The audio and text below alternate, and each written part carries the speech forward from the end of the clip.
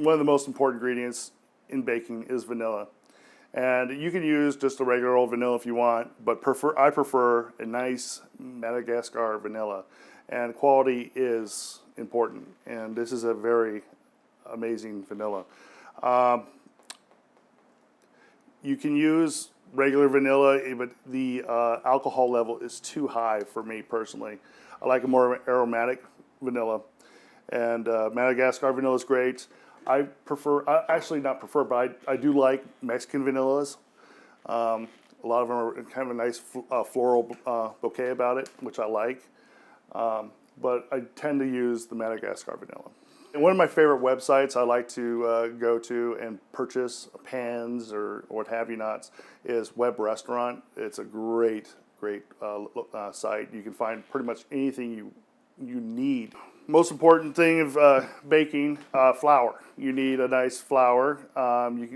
There's a King Arthur flours are really good. I really love King Arthur flours.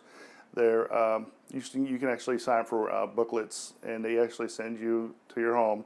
You can get information on different type of flours, like whole wheat flours, rice flours, you name it. It's a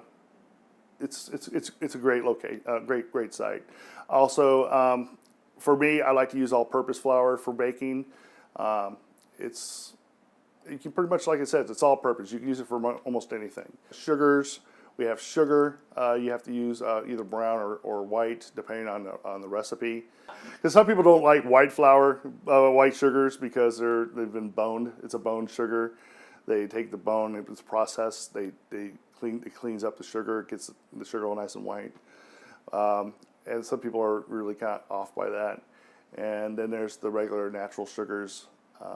Florida crystal sugars, actually, I like to bake with those. That's actually a vegan approved sugar, which I like to use in my cookies. And it also has a nice kind of a natural flavor. It's kind of almost like brown sugar, but it's not brown sugar, but it has that kind of a brown molasses flavor about it, which I really enjoy. You could use white sugar. White sugar is great. I mean, I don't find anything wrong with it, but I do enjoy a nice vegan sugars like Florida crystals. The flavor of the sugar is different, say, from regular white sugar. You have more of a molasses flavor, and it changes the texture, not the texture, but the flavor of the cake a little bit, but not to a point where it's like overpowering. It actually gives it a nice feel. I wouldn't switch brown sugar and white sugar unless the recipe calls for it. You could get away using brown sugar with, like I say, a chocolate cake. That would be a nice complement, I believe, to the flavor of the cake. But I wouldn't go full on brown sugar. I would go a half white, half brown, just to give it that flavor. But I would never use the whole brown sugar in the recipe. It would overpower the cake. So you don't want to use brown sugar on a white cake, you know what I'm saying? Because it would change the color of the cake, and you don't want to do that. You want to keep it as white as possible, you know what I'm saying? Just go vanilla, keep the vanilla, you know. But a chocolate cake with brown sugar, you can do that. Peanut butter cake with brown sugar, just as well. You can change it up, you know, if you like, but it has to complement the cake as well as the aesthetic of the cake. Eggs. I just use eggs. I don't really use a specific brand. When you crack an egg, sometimes it cracks even, sometimes it cracks weird, sometimes it breaks apart in your hand. If it breaks apart and eggshell gets all in your egg mix all in your eggs before you put it into the mix, that's an issue. What you want to do is you want to crack each and every egg individually into a separate container. Open it up, place it, look at the egg, make sure there's no eggshell in the inside. Then individually pour it into a bigger cup and go through each and every one. No one wants to have an eggshell in their cake. It's not very tasty. Butter. A nice butter will change the cake's flavor and texture. For me personally, the flavor is the most important thing. Butter is the key to everything I bake. I don't bake anything without butter. I do not use hydrogenated oils in my baking. A lot of people say, well, you need Crisco to make icing. I refuse to do that with my icings. Butter is an essential part of my icing as well as my cake. It doesn't get any better than using butter. I know people have things about butter and how butter is too fattening like that. Well, I'd rather use butter than margarine any day. Margarine is more chemical. It's a few chemicals shy of a plastic. So that's why I don't use margarine unless I'm doing a vegan cookie or something like that.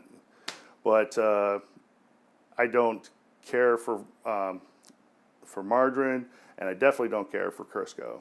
There's questions about unsalted and salted, and in a lot of baking, it's use unsalted butter. I like to use salted butter. Sorry, guys, but I like salted butter. To me, it has more flavor. Unsalted, it's just kind of blah. I like if butter has natural flavors. Sea salts. I like a good sea salt. Sea salt gives definitely a flavor to your cake, to say your caramel, to almost everything you eat. It has a certain flavor to it that regular table salt does not have. Now, table salt you can use in your baking, like in your cakes, because there's so other flavors happening on the inside of the cake, you really wouldn't tell the difference if there would be sea salt in that cake. But on the outside, on the icing or on caramel, the sea salt really makes a powerful punch, which is a great taste sensation happening in your mouth. Milk. There's all sorts of milks you can use in cakes. The two milks I usually work with is milk and buttermilk. Milk I use in my vanilla cakes. I use it in my chocolate bundt cakes. But buttermilk is my thing. I use buttermilk in my red velvet. I use buttermilk in my chocolate. Buttermilk has a nice the culture in buttermilk gives a nice kind of a sour taste, and that sour taste makes the chocolate more powerful for me. It has a nice texture as well as consistency, and for me, that's everything you need in a chocolate cupcake. And it gives you a moisture level that you can't believe. For me, buttermilk is almost everything. I use buttermilk in a lot. There's only one other recipe I use. I use actually yogurt, and that's in my lime cupcakes as well as my lemon cupcakes. And yogurt gives a nice flavor as well as consistency as well. Baking soda and baking powder, you can use both in a recipe if it calls for it, or you have to use one or the other. Make sure you don't confuse the two, because the two will change the flavor and texture of a cake. If it calls for baking powder, use baking powder. If it calls for baking soda, use baking soda. Don't ever confuse the two. Cocoa, you can use there's all sorts of different type of cocos out there. There's Hershey's cocoa, there's like some Himalayan cocoa, there's all sorts of cocos. You don't have to get too far into it. I just use Hershey's. It's readily available. You can find it anywhere. And it gives a nice, it's still just one of the cocos you just have on hand most of the times in your kitchen.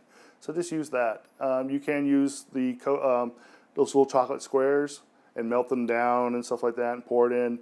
To me, that's just a lot of work. Just get the cocoa, mix it in with your cake, with your flours and your sugars and your baking sodas, and just mix it all together, then add it to your cake mix. But cocoa, just stick with Hershey's.